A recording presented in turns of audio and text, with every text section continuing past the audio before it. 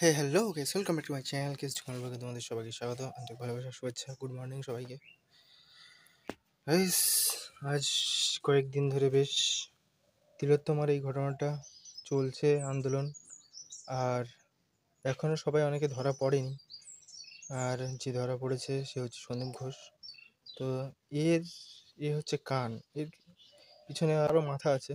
তো কান টানলে যেমন মাথা পাওয়া যায়, তেমনি এর এমন শাস্তি দেওয়া উচিত যেন মাথাগুলো তাড়াতাড়ি যেন বেরিয়ে আসে।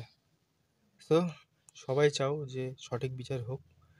আর আমাদের দাদা দিদি ভাই বোন যারা আন্দোলন প্রতিবাদ করছে, তারা এরকমভাবে চলতে থাকো, তোমাদের সাপোর্ট আমি থাকবো। আর আমি আছি। যে দিদিটা মারা গেছে সে আমার নিজের দিদির মতনই। সো সবাইকে স্যালুট দেই। সবাই ভালো কাজ করছো, এরকম করতে থাকো, আমিও সাপোর্ট করবো। Love you. We want justice. বন্দে মাতরম। জয় হিন্দ।